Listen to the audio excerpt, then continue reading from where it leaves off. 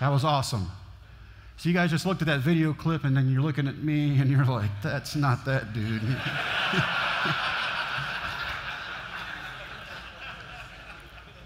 We tried to find somebody as good looking at me, but it didn't happen.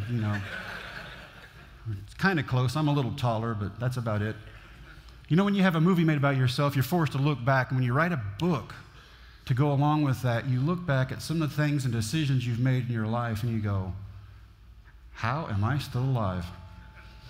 We're men, we get that, right? Some of the decisions we made have got us to where we are. And I'm going to tell you guys this little thing real quick. It's the second time I've told an audience, just so you understand, if I start talking real quickly or if I skip over words, I was diagnosed with Parkinson's last year, and so sometimes things may go a little bit quick or I may freeze for a second. I will wake up, don't worry about it. How many people have seen the movie? Awesome. They've only given me 2 hours to talk tonight, so I'm going to go pretty quick. 2 types of people I want to talk to you guys about tonight. Dream killers and dream makers. The dream killers are the groups we don't want around us at all, anytime, for any reason, but they're around us constantly.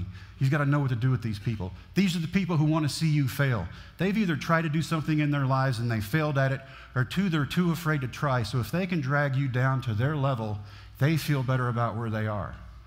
The dream makers, on the other hand, are the people who want to see you succeed for no other reason than they want to see somebody go further than what they thought they could do. They want people to achieve. These are the people you want you're on your team. You surround yourself with the best people possible to be the best you can possibly be, and you're going to be on a winning team. We're all going to be dream makers when we walk out of this building. We're going to be mentors. I'm going to tell you some of the things I've done and some of the people I've encountered. You guys take that, you guys use that. Not everybody's dream is baseball, that's fine. People ask me, where are those kids that you coached in high school? Well, they're in prison, but that's beside the point.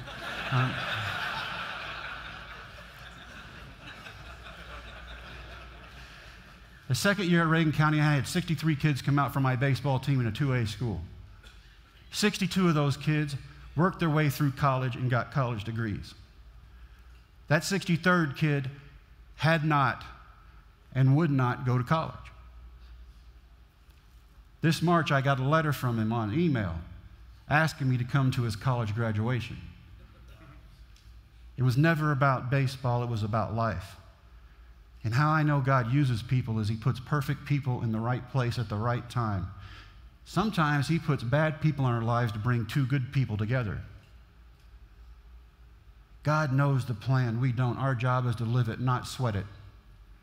We go and we live and we do our business and we take care of it. I'm going to run through my dream killers real quick, see if any of these people relate to you. First one, if you noticed, you watched the movie, was my father. My dad had great things to say to me as a kid. His favorite saying to me as a child is, children are to be seen and not heard. So as a kid, I didn't talk, ever.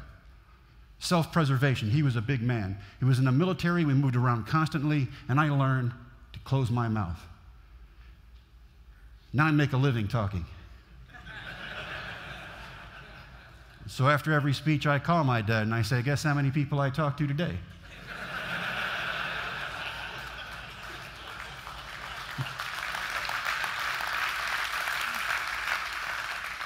Second dream killer in my life is when we moved from Miami, Florida back to Brownwood, Texas, where I played for Coach Gordon Wood. My second dream killer was my high school guidance counselor.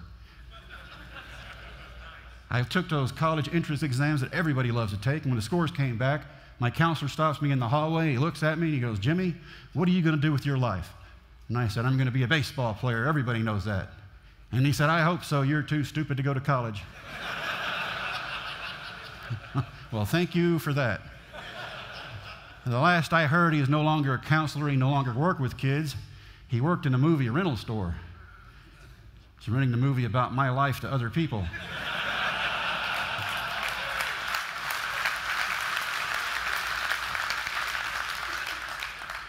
Dream killers come in all shapes and forms, even those people who are set up in positions to help you. They can be a family member. They can be someone in business. They can be someone in church.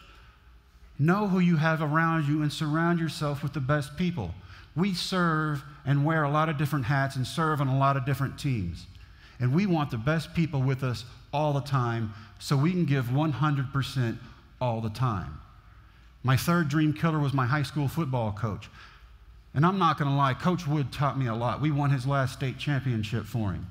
But he taught me it doesn't matter how big, fast, or strong you are. What matters is the plan you have and the heart you have.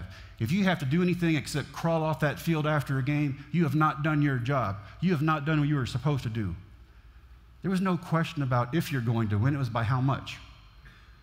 Now, we were not the biggest or the fastest team in the state of Texas in the fall of 1981, but we beat the team we played because we knew what they were going to do before they did. It was amazing. Our reactions did everything that their actions told them to, and we were there at every turn. He prepared us for life. And he taught us about teamwork, and he taught us about discipline, character, and integrity. And he did things to us that coaches would get thrown under the jail for now.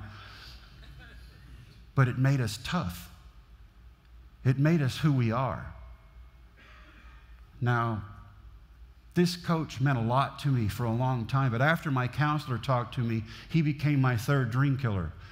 After my counselor talked to me, my coach stops me in the hallway and he said, "Jimmy, you have scholarships to go anywhere you want to, son. You're a football player. You will never, ever make it in baseball. Baseball's over for you. You're a football player. You're not good enough to play." And I looked at my coach, and I was 18, so 18-year-olds know a lot. I've been through 4 now. God is paying me back. I looked at my coach who'd only been coaching for 37 years, and I said, "I'm playing baseball, and there's nothing you can do about it." And I was wrong. He goes, "Jimmy, you're not very bright." And I said, "Well, thank you. The counselor already told me that." He goes, "Son, they're offering you tutors to go to college and play football, blonde tutors. You're going to go to college and play football, then the NFL, that's your future, and that's what I've decided for you." At 18, I talked to my coach as I walked away. I said, "I'm playing baseball, and there's nothing you can do about it." The following week, I found out how wrong I was. He had called every major university in this country, and they all pulled their scholarships because he had told them I was going to steal their football scholarship to go play baseball. No grades, no scholarships, nowhere to go.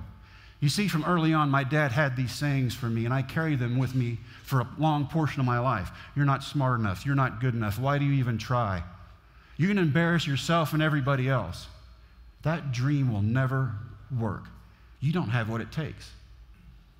Even at the age of 50 right now, when I get tired and my wife isn't around to pump me back up, those voices creep back in, and I have to go, "No." My last preacher goes, "You tell him, the devil, you go away." And that's what I have to do, because that's what he likes to attack. He likes to attack those weak points, our weak moments. And that's when God is right there, and he's carrying us, and we've got to realize that.